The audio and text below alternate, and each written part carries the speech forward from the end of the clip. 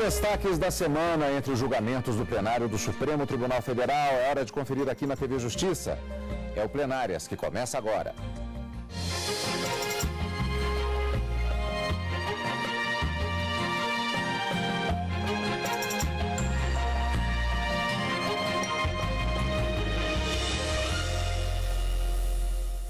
Em destaque as sessões dos dias 3, 5 e 6 de agosto de 2015. Nós tivemos, portanto, uma semana um pouco diferenciada por conta exatamente do retorno dos trabalhos de julgamentos no plenário do Supremo Tribunal Federal. Pois é, Gisele, portanto, temos muito a falar, não sei se teremos tempo até de falar a respeito de tudo, porque nós tivemos exatamente 3 sessões plenárias marcando muitos debates sobre temas muito interessantes. O semestre promete. Promete, é verdade, Cadu.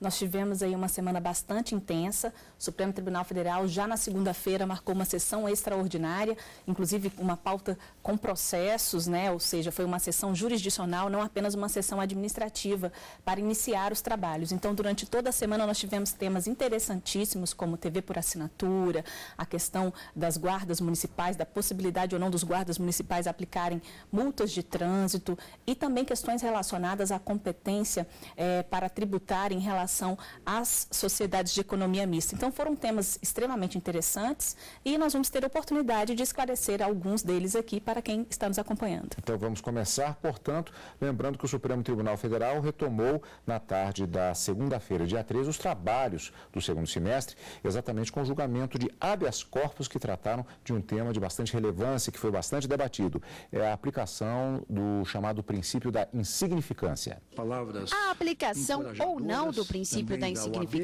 foi analisada em 3 casos. No primeiro, o homem foi condenado a 1 ano de prisão no regime aberto por ter furtado 15 bombons caseiros no valor de R$30. Em outro, uma mulher, com a ajuda do marido, furtou 2 desodorantes líquidos que custavam R$48 e recebeu uma pena de 1 ano e 2 meses de reclusão.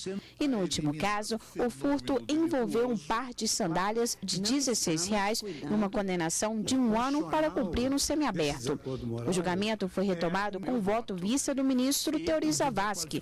Diferente do relator, ministro Luiz Roberto Barroso, o ministro Teori considerou que a insignificância não poderia ser adotada devido à reincidência dos acusados e furtos qualificados, mas propôs que o regime a ser adotado nesses casos deve ser o aberto. E considerando que, segundo afirmam as instâncias ordinárias, está presente situação de reincidência e de reiteração cumulativa dos delitos da mesma natureza, eu voto pela denegação da ordem, mas concedo de ofício para fixar o regime como regime aberto, o regime inicial como aberto.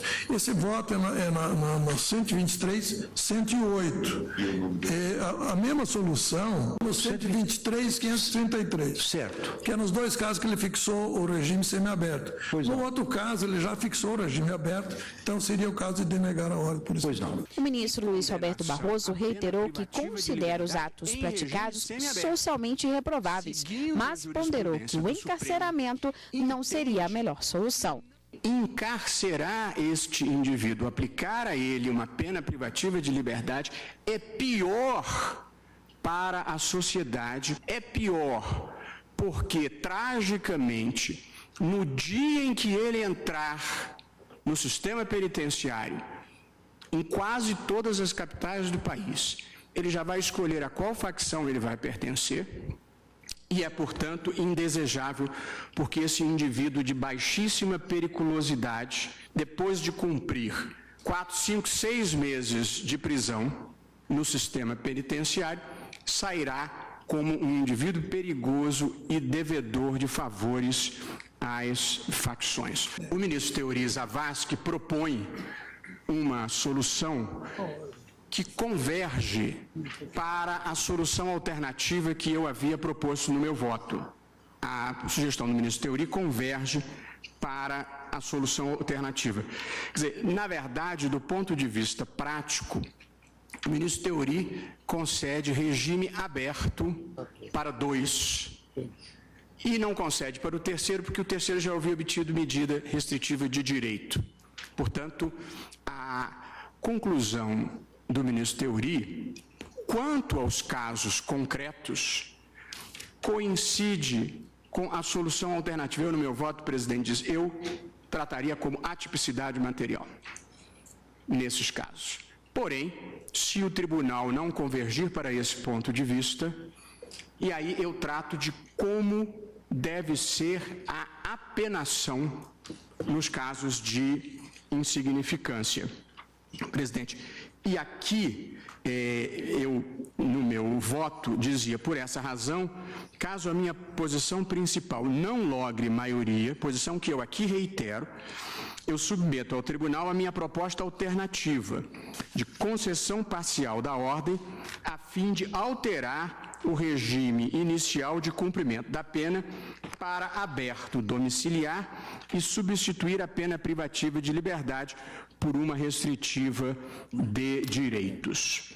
O ministro Edson Fachin entendeu que os 3 pedidos de habeas corpus não deveriam ser conhecidos pela Corte. Concluo que há dificuldade, quiçá, de enunciarmos teses rígidas a serem seguidas pelas instâncias ordinárias. Nessa dimensão, prossigo a análise que fiz, dizendo que se é verdade que os crimes de furto são praticados em geral por quem não detém as melhores condições financeiras, também não é de se desconsiderar o fato segundo o qual esses mesmos desafortunados são vítimas mais frágeis dessa conduta. Afinal, não dispõem de recursos para valerem-se dos aparatos privados de segurança, a eles nada restando quando vítimas de um crime de furto, se não socorrerem si mesmo da polícia. Se afirmarmos a tese segundo a qual é atípica a reiterada prática de pequenos furtos, a polícia restará manietada e as vítimas mais pobres, despidas de recursos para contratar segurança privada, nenhuma alternativa mesmo será possível. Portanto, cito ainda a doutrina do professor Paulo César Busato, precedida a consideração segundo a qual o furto de poucos reais pode não ser insignificante se o patrimônio de alguém também é formado por poucos reais. Portanto, essa contextualização leva-me a considerar especialmente também a tutela da vítima. O tema foi bastante debatido pelos ministros. Por maioria, eles decidiram que nos casos julgados não cabe o princípio da insignificância e que o regime a ser aplicado deve ser o aberto. Pois é, a grande expectativa que existia com relação a este tema para julgamento aqui no Supremo Tribunal Federal era exatamente porque, quando foi anunciado que o Supremo julgaria a respeito da aplicação do princípio da insignificância, também chamado de crime de bagatela, se seria apenas decidir-se sim em determinados casos, como naqueles que foram citados de um certo número de bombons, uma sandália, algo assim, se haveria a aplicação pura e simplesmente do princípio. Mas, na verdade, se verifica, e o próprio ministro Ricardo Lewandowski disse isso durante a sessão, é uma questão mais complexa, porque envolve questões processuais, a questão da reincidência, aquele ponto de vista que foi apenas um dos colocados pelo ministro Fachin a respeito de quem está sendo roubado, quem está sendo atingido no roubo de uma sandália ou 15 bombons. Então, na verdade, é uma questão que ela se demonstra mais complexa, pura e simplesmente, do que poderia parecer a princípio em relação ao enunciado de aplicação do princípio da insignificância, não é, Gisele? Cadu, o que acontece quando se está diante de um princípio da insignificância, na verdade, a gente precisa esclarecer que esse princípio, na verdade, é um mandamento de otimização do direito penal. O direito penal, ele tem que se preocupar com questões relevantes do ponto de vista da ofensa ao bem jurídico. Então, o que a doutrina acabou formulando aí, esse princípio no sentido de que determinadas situações, elas não têm a possibilidade de ofender de forma que haveria necessidade de aplicação desse princípio, e aí, a partir do momento em que você considera um determinado ilícito insignificante, ele deixa de interessar ao direito penal e isso leva à consequência, inclusive, de que não haverá aplicação de pena. Então, quando se está diante do princípio da insignificância, aquela situação, ela não ofendeu o bem jurídico que é protegido.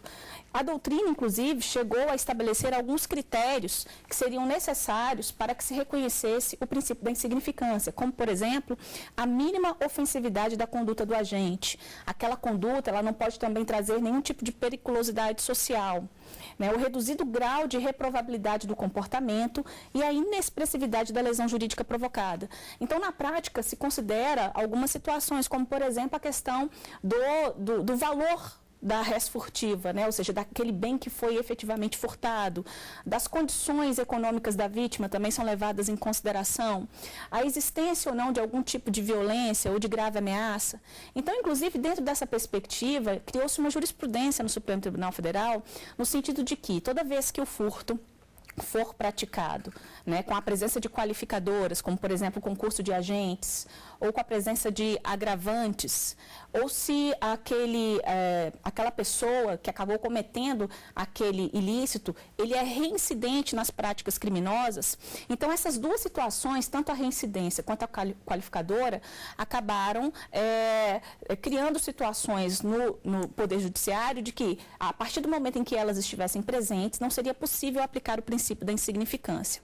Então, esses 3 habeas corpus que o Supremo teve a oportunidade de se debruçar, inclusive foram habeas corpus, cujas discussões elas tiveram início na primeira turma do Supremo Tribunal Federal, e os ministros entenderam por bem afetar esse julgamento ao plenário para que o Supremo pudesse, então, definir uma tese a respeito desse tema. Então, foi por essa razão que esses habeas corpus foram parar no plenário da Suprema Corte. Então, o ministro Barroso, ele acabou, num primeiro momento, entendendo que as ordens deveriam ser concedidas.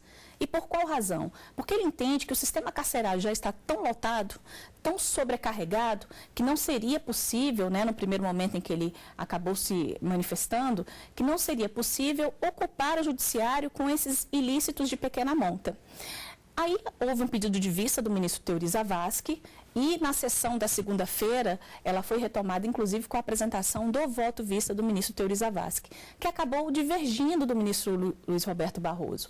O ministro Teori Zavascki entende que o direito penal ele precisa dar uma resposta para esse tipo de conduta, principalmente quando se está diante de situações que agravam a conduta.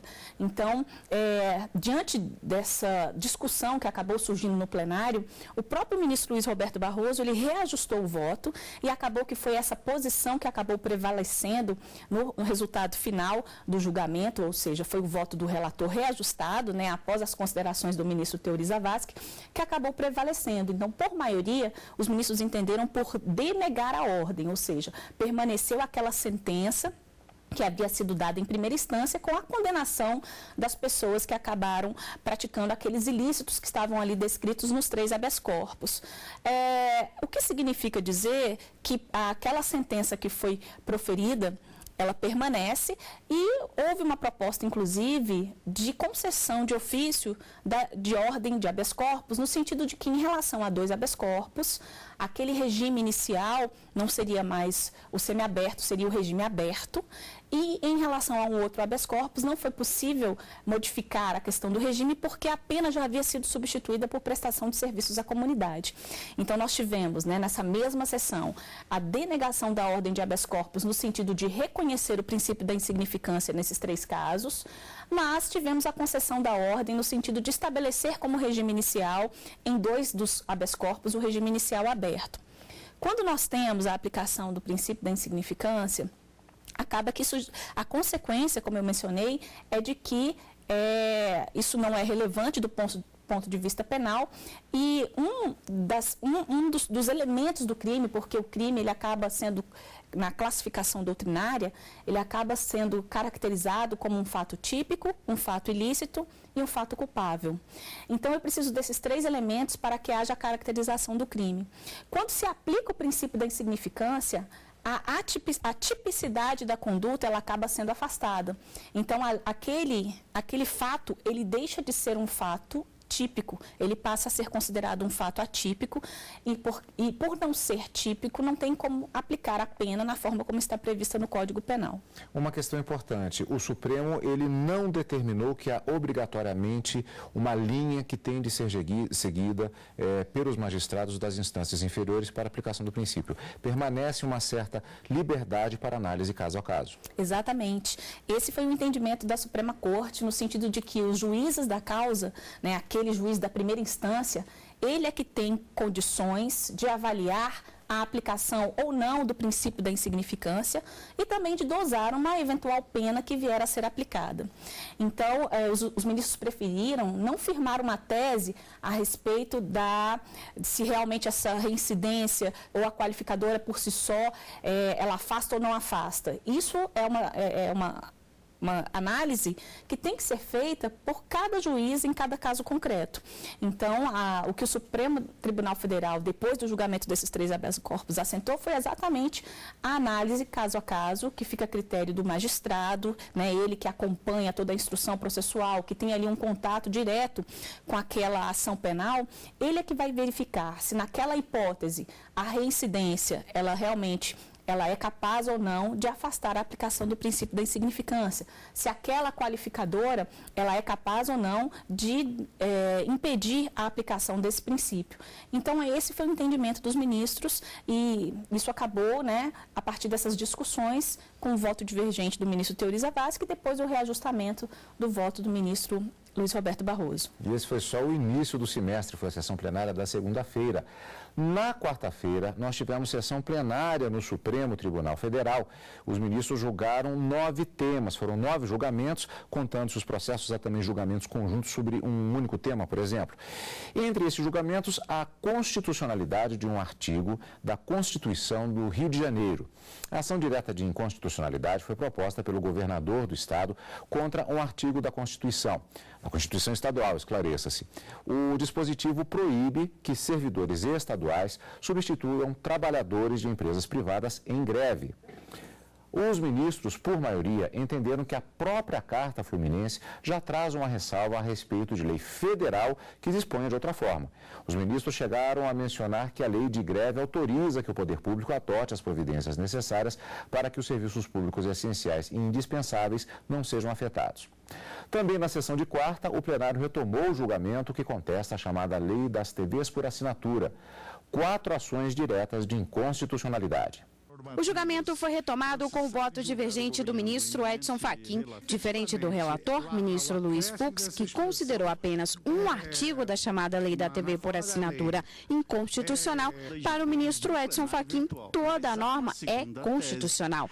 O artigo que gerou posicionamentos diferenciados trata da reserva de mercado para agências de publicidade nacionais. Da nossa parte, estou divergindo no sentido de reputar constitucional esse dispositivo, na perspectiva de respeitar, como eu dizia, a espacialidade da liberdade de conformação normativa pelo Poder Legislativo, sobretudo na hipótese de refundação de um marco regulatório, que é o que se dá na lei que está em questão. Parece-nos que se deve levar em conta, então, a intensidade do controle de normas a ser exercido pela jurisdição constitucional. E a respeito dessa temática, cito alguns autores e me permito destacar a afirmação do professor Humberto Ávila, que suscita nesta matéria os seguintes limites. Diz o professor, abre aspas, se vê que esses critérios não afastam o controle do Poder Judiciário, mas modificam-lhe a qualidade e a intensidade.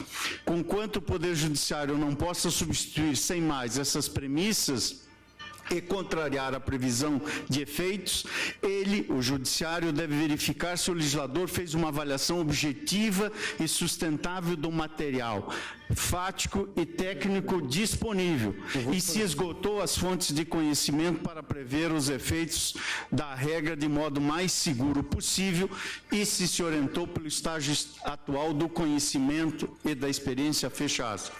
Portanto, à luz dessa lição que está na obra Teoria da Igualdade Tributária, que aqui cito, página 176, parece-nos que o quadro fático normativo permite reputar justificada a escolha legislativa à luz da correção da conduta estatal.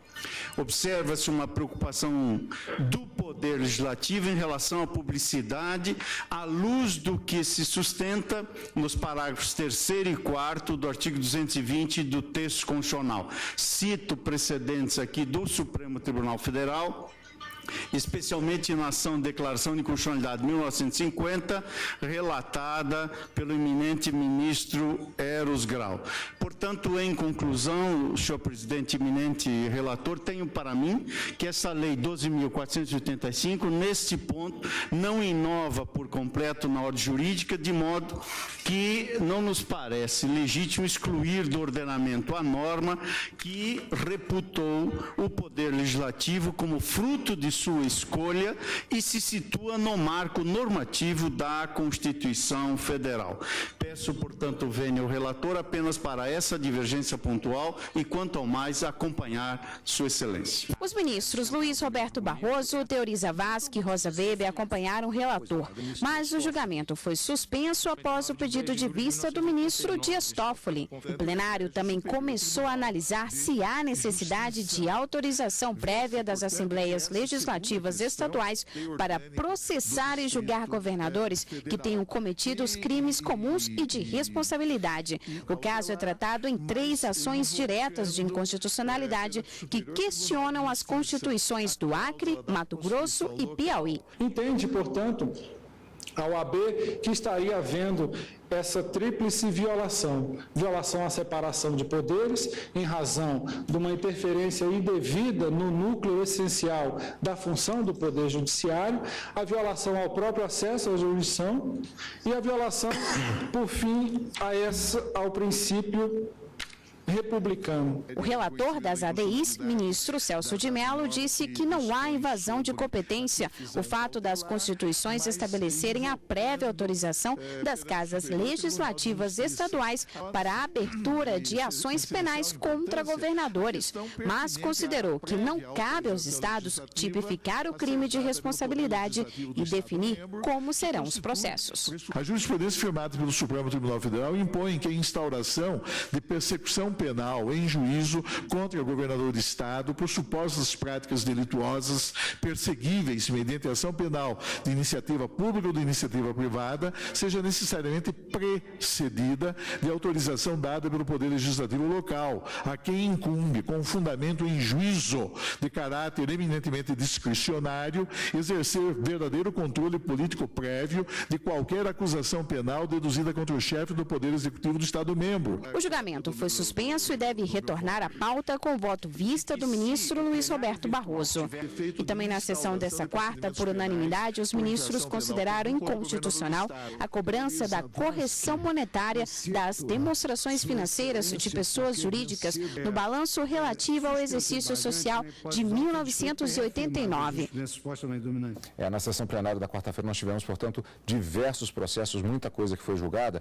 Eu destacaria, talvez, Gisele, que na sessão da quarta-feira, o grande destaque talvez tenha sido um processo que, na verdade, não foi encerrado ainda, que é exatamente o marco regulatório das televisões pela assinatura. Sim, é verdade. Nós tivemos aí 4 ações que estão sendo questionadas no Supremo Tribunal Federal exatamente sobre a lei que estabeleceu esse marco regulatório das TVs de acesso condicionado, que são conhecidas como TVs por assinatura. Essas ações, inclusive, culminaram com a realização de audiência pública no âmbito do Supremo Tribunal Federal. Elas foram requeridas pelo ministro relator, que é o ministro Luiz Fux, e eles acabaram, nessa oportunidade, eles ouviram representantes de diversos setores da sociedade, tanto com posicionamentos contrários ou favoráveis à constitucionalidade ou não dessa legislação, e todos esses argumentos acabam sendo levados em consideração pelos ministros no momento em que eles proferem os votos. Então, o ministro Luiz Fux teve a oportunidade, inclusive, de votar, e para ele, apenas a procedência parcial da ação no que diz respeito à inconstitucionalidade de apenas um dispositivo. Existe um dispositivo nessa legislação que tratou de várias situações, reserva de mercado, tratou também do mínimo de publicidade de conteúdo nacional, regulamentou a questão da atuação da Ancine. Então, o ministro Luiz Fux entendeu que um dos pontos da lei, que é o artigo 25, ele é inconstitucional, porque esse artigo, ele prevê uma reserva de mercado para as agências de publicidade brasileiras. E, de acordo com o ministro Fux, não há nada na prática que justifique um tratamento diferenciado entre agências de publicidade estrangeiras e agências de publicidade brasileiras. Não há questões, critérios de hipossuficiência que demonstram que as agências brasileiras elas teriam que ter uma condição diferenciada na disputa desse mercado. Então, por essa razão, por não haver necessidade de uma discriminação, ele entendeu que esse dispositivo ofende o princípio da igualdade previsto na Constituição Federal. Já o ministro Edson Fachin, ele divergiu do ministro Luiz Fux e ele entendeu que toda a lei é constitucional. Para ele não há nenhum tipo de inconstitucionalidade. Esse julgamento acabou sendo interrompido, né? Ele é bastante aguardado, né? Existe toda uma expectativa em cima da conclusão e houve um pedido de vista do ministro Dias Toffoli e numa sessão próxima deve retomar a ser analisado com o posicionamento já do ministro Dias Toffoli. O voto vista do ministro Dias Toffoli que será acompanhado ao vivo direto do plenário e, claro, também dos destaques da semana aqui no Plenárias. E esta semana nós tivemos uma situação atípica, tivemos sessão na segunda, na quarta e na quinta-feira. Na sessão plenária desta quinta-feira, os ministros do STF julgaram constitucional lei mineira que estabelece competência aos guardas municipais de atuar em infrações de trânsito e aplicar multas. O caso chegou ao Supremo após o Ministério Público de Minas Gerais questionar uma decisão do Tribunal de Justiça do Estado. O TJ decidiu que é de competência dos guardas municipais atuar em casos de infração de trânsito e também aplicar multas. O relator do recurso, o ministro Marco Aurélio, já tinha votado e reconheceu que os guardas municipais poderiam atuar apenas nos casos em que for de interesse do município. Na sessão dessa quinta, o ministro Edson Fachin acompanhou o voto contrário aberto pelo ministro Luiz Roberto Barroso de que os guardas têm poder de polícia e poderiam exercer essa função sem qualquer limitação. Estou pedindo vênia para acompanhar a divergência que o ministro Barroso inaugurou nesta matéria, porque também concluí que o parágrafo 8º do artigo 144 da Constituição, ao tratar das atividades típicas de polícia administrativa, em verdade, parece-me não trazer a proibição do município estabelecer outras atribuições às guardas municipais. A maioria dos ministros seguiu esse entendimento e a lei mineira que estabelece essa atribuição é constitucional. O caso tem repercussão geral reconhecida e a decisão deve ser adotada em situações semelhantes. 24 processos estavam à espera desse julgamento. Outro caso com repercussão geral também foi retomado na sessão dessa quinta. A Companhia de Saneamento Básico do Estado de São Paulo, a Sabesp, contestou uma decisão do TJ paulista que determinou que a empresa deveria pagar IPTU para a Prefeitura de Ubatuba. O relator originário, o ministro aposentado Joaquim Barbosa, negou o recurso por entender que as sociedades de economia mista só gozam dos privilégios fiscais que se aplicam ao setor privado. Já o ministro Luiz Roberto Barroso disse que a empresa presta um serviço público e por isso estaria isenta do tributo. A minha posição é fundada na circunstância de que a imunidade ou não decorre da natureza jurídica da empresa, e sim da natureza jurídica do serviço. Como eu acho que é um serviço público, eu acho que a imunidade alcança o serviço público. O fato de ter ações cotadas em bolsa e mesmo de distribuir lucros ou dividendos, neste momento existe a tributação própria. Até o momento, os ministros Teori Zavascki, Luiz Fux, Rosa Weber, Dias Toffoli e Gilmar Mendes acompanharam o relator. Este foi apenas o início do semestre. Gisele, na semana que vem tem mais sessões plenárias do Supremo. Toda quarta e toda quinta, né, nós temos a oportunidade, inclusive, de transmitir isso ao vivo na TV Justiça pelo Direto do Plenário e no final de semana com plenárias, onde é possível ter esse resumo de tudo que aconteceu na semana em relação à Suprema Corte Brasileira. Gisele, muito obrigado pela sua presença durante esta semana. A Gisele continua na nossa companhia no Jornal da Justiça, primeira edição, e na semana que vem volta a Karina Zucolotto, a nossa presença aqui. Mais uma vez, obrigado. Gisele, seja sempre bem-vinda conosco. Eu que agradeço. E obrigado também pela sua companhia, amigo da TV Justiça. E continue conosco aqui, é claro, na TV Justiça.